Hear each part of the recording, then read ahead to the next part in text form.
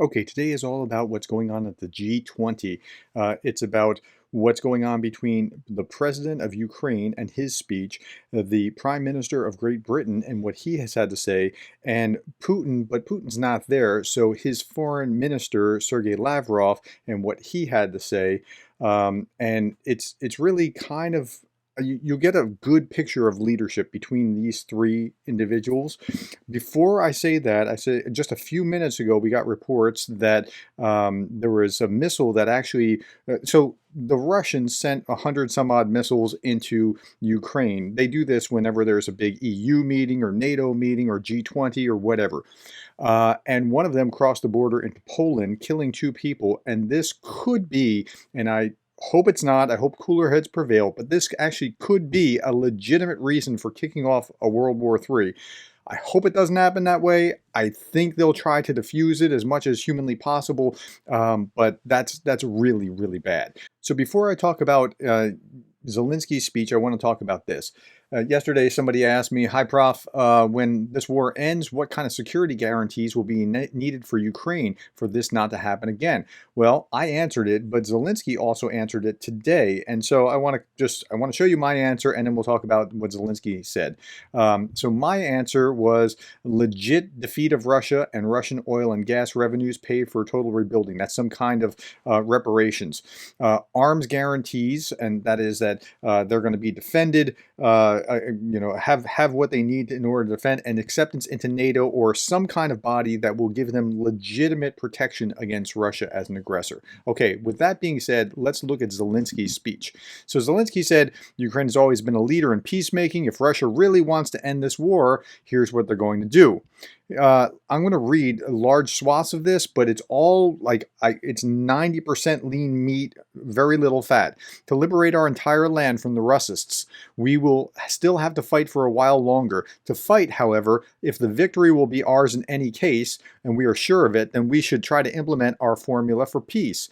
In my statement in September of this year at the UN General Assembly, I presented Ukraine's formula for peace, and I talked about that earlier.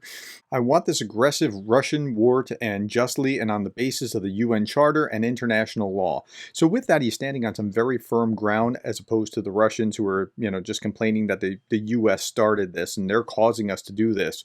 No, standing on the basis of respected international law is very strong. Apparently, one cannot trust Russia's words, and there will be, and now that goes back to the Budapest Memorandum, where the US, the UK, and Russia guaranteed the sovereignty of their border, but there will be no Minsk III. Well, there was Minsk I and II shortly after the Russians invaded the first time, and that just gave them time to go back and recoup their losses and prepare for the next round. So there would be no Minsk III, which was a peace agreement, which Russia would immediately violate after signing. Well, why wouldn't they? We will not allow Russia to wait it out, build up its forces, and then start a new series of terror and global destabilization. I'm convinced now is a time when Russia's destructive war must and can be stopped. So here are the proposals, and he gives 10 of them. First is radiation and nuclear safety. This should be a no-brainer, right? No one has the right to blackmail the world with radioactive disaster. This is an axiom, but the Russians have been doing it. Okay, the second is a challenge of food security. Thanks to the strong participation of the UN and Turkey and other partners, we've demonstrated how cooperation of a few can restore the food security for the many. And then third, energy security. So all of you can witness what the Russian terror is aimed at now. This is an attempt to turn a cold into a weapon against millions of people. And he also added that about 40% of their energy infrastructure were destroyed by strikes of Russian missiles. And that's largely since the Kerch Bridge. That's when this all started, about a little over a month ago. Okay. The fourth challenge is the release of all prisoners and deportees. Now, when you think about this, think about just how many prisoners have been taken here. Thousands of our people, military and civilians, are in Russian captivity. They're subjected to brutal torture. This is massive abuse. Apart from the children whose data we know, there are tens of thousands that have been deported. There are hundreds of thousands of deported adults. Add to that political prisoners, citizens of Ukraine. So that has to happen. And that's why I said here in this, in That's why I said here in this that legit defeat of Russia and Russian oil and gas, or so legit defeat of Russia is the first part, because if you have that, then you can get these people back. Then they have to say uncle and say, like, return everything. We need UN inspectors to make sure that they can go in and check that kind of thing. Okay. Article 2, so fifth, the implementation of the UN Charter and restoration of Ukraine's territorial integrity and the world order. So if you admit that one country can go in and kind of cut off part of another country, at that point, world international order is going to start breaking down. Article 2 of the UN Charter defines everything very clearly, everything Russia violated by this war. The sixth challenge is withdrawal of Russian troops and cessation of hostilities. There is a clear understanding of how to achieve this. Russia must withdraw all of its troops and armed formations from the territory of Ukraine. Ukraine's control over all sections of our state border with Russia must be restored. This will result in a real, complete cessation of hostilities. Russia will never go for that. Seventh is justice. Everywhere when we liberate our land, we see one thing, and this is so true. Every press account, it's almost mind-numbing how much Russia leaves behind. Torture chambers and mass burials of murdered people, and we're starting to see those kinds of abuses come to light now in Kherson. And how many mass graves are there in a territory that still remains under the control of Russia? What will we see in Mariupol? Well, it's yet to be decided, but if I was a betting man, I would bet a lot of money that you'll see the same thing that you saw in Bucha and in Kharkiv and what you're about to see in Kherson. The eighth challenge is ecocide, the need for immediate protection of the environment. Millions of hectares of forest were burned by shelling. Almost 200,000 hectares of our land are contaminated with unexploded shells and mines. Think about that. Animals, slayed animals, 6 million domestic animals died. 6 million. Just wrap your mind around that. They estimate 50,000 dolphins killed in the Black Sea. I'm not sure how they estimate that, but wow. Next, the ninth is prevention of escalation, a risk that still exists and will remain until our security is properly ensured. Ukraine is not a member of any of these alliances, and Russia was able to start this war precisely because Ukraine remained in a gray zone. So Russia wants them to not be aligned with NATO. But it's precisely because they were not aligned with NATO that Russia could do this. The whole point of NATO was to stop Soviet aggression as they were rolling west and overcoming countries like Poland and Czechoslovakia and Romania and whatever else. And because they're not aligned with NATO, that's exactly why Russia was able to do it. Okay, thus, we should hold an international conference to cement the key elements of post-war security architecture, and I do not blame him one bit for saying that. 10th, confirmation of the end of the war, that it is officially, clearly ended, that's it. Okay, he goes down at the very end. I've outlined specific practical solutions. They can be implemented quickly. They are effective, and he adds this line. And if Russia opposes our peace formula, which they will, I will show you where Lavrov says this is unrealistic. And if Russia opposes our peace formula, you will see that it only wants war. That's the bottom line. Russia does want war. Okay, now let's go back to this. Now is the time to end the war, Zelensky tells the G20, and this is it's partly a recap. I'm convinced now is the time when destructive war can be stopped. Sergei Lavrov said the conditions for restarting the talks were unrealistic, the conditions that Zelensky just laid out.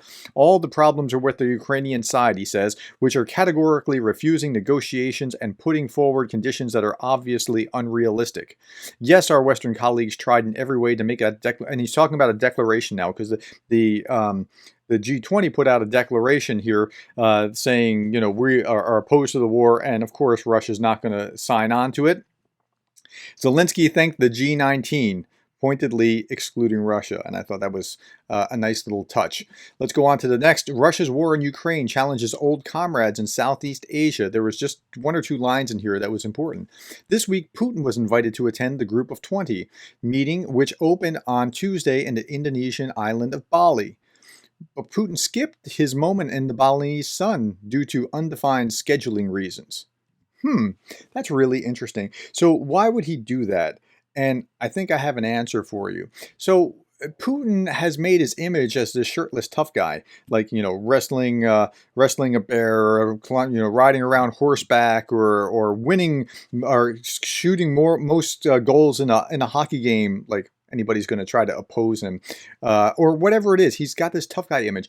And now I was just reading today, I'm about halfway through The Return of Russian Leviathan. Great book, at least so far, about halfway through. It's a great book. And the author was talking about, why does he have this tough guy image? Well, he followed Boris Yeltsin, who was kind of a bumbling kind of figure, and it was his image is trying to restore the might and vigor and dignity of, mighty Russia. And so it's intentional. That's what he's doing. And he can't be,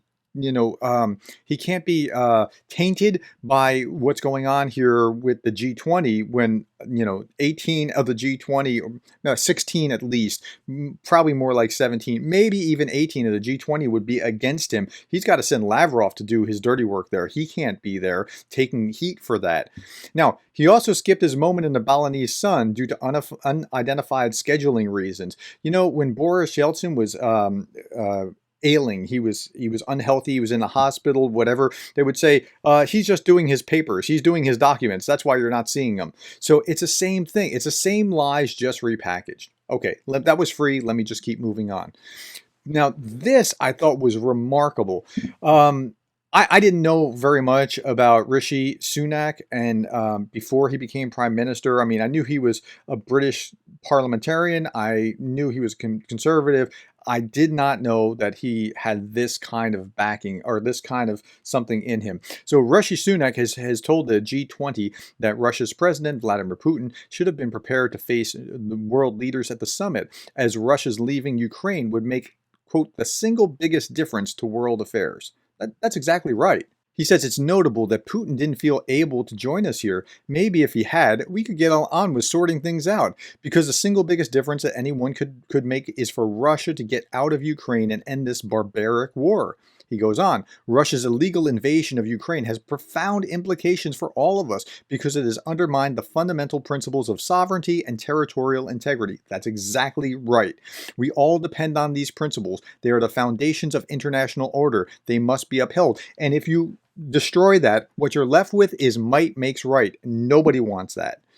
It is very simple. Countries should not invade their neighbors. Full stop. I mean, you should just stop right there, right? Countries should not invade their neighbors. And the rest of the world should look at it and go, you know what? If I don't want to be invaded, it's simply the golden rule, right? If I don't want to be invaded by my neighbor, I shouldn't be invading others. Okay. They should not attack civilian infrastructure and civilian populations, and they should not threaten, which is a war crime, by the way, and they should not threaten nuclear escalation, which is what Putin's been doing. Surely these are things on which we can all agree.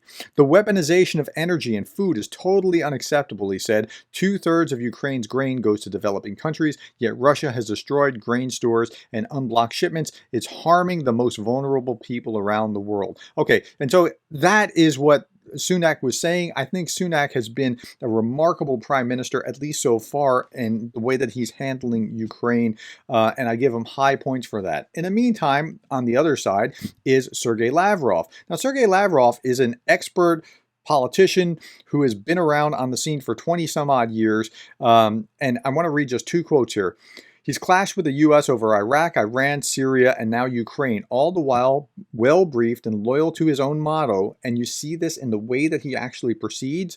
Quote, do not rush, but pursue your goals stubbornly. And he just keeps doing it, keeps saying the same stuff, he's not worried about lying or bringing forward stupid stuff, unfounded accusations, whatever it is.